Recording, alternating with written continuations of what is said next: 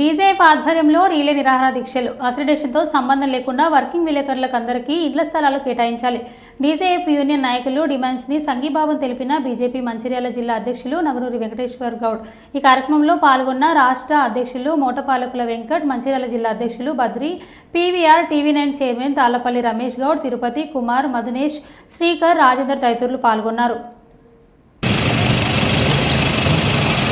రాష్ట్ర వ్యాప్తంగా డీజేఎస్ ఆధ్వర్యం లోపల డెమోక్రటిక్ జర్నలిస్ట్ ఫెడరేషన్ ఆధ్వర్యం లోపల మరి జర్నలిస్టులందరికీ న్యాయం చేయాలి. ఈ రాష్ట్ర ప్రభుత్వము ఇళ్ల స్థలాలు కానివ్వండి, ఇండ్లు కానివ్వండి, తమకు తగినటువంటి గుర్తింపుల కార్డులు కానీ ఇవ్వాలని చెప్పి రాష్ట్ర వ్యాప్తంగా చేస్తున్నటువంటి ఈ రిలే నిరాహార దీక్షకు మంచిర్యాల జిల్లా లోపల ఇవాళ మా సోదరులందరికీ కూడా భారతీయ జనతా పార్టీ మద్దతు తెలియజేస్తూ ఉన్నది.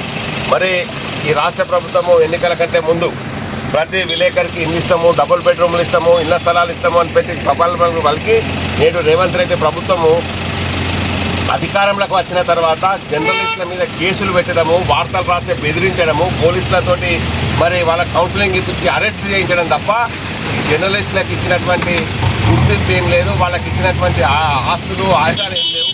వాళ్ళు సొంత కష్టంతో ప్రజల సమస్యలను ప్రజలకు మన ప్రభుత్వానికి చేర్చేటువంటి క్రమం లోపల ఒక వారధిలాగా పనిచేస్తూ ప్రజా సమస్యల మీద ఉద్యమం చేస్తున్నటువంటి మన పాత్రికేయ సోదరులపై మరి కాంగ్రెస్ ప్రభుత్వం యొక్క అరాజ్మెంట్ తగ్గాల.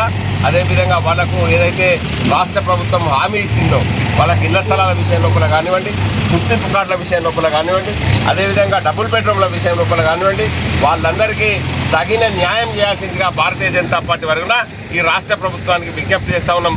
అదేవిధంగా రాష్ట్ర వ్యాప్తంగా చేస్తున్నటువంటి దీక్షలకు భారతీయ జనతా పార్టీ ఇలా మంచిర్యాల జిల్లా లోపల సంపూర్ణ మద్దతు తెలియజేస్తూ ఉన్నారని తెలియజేస్తూ ఉన్నాం. భారత్ మాతాకి జై.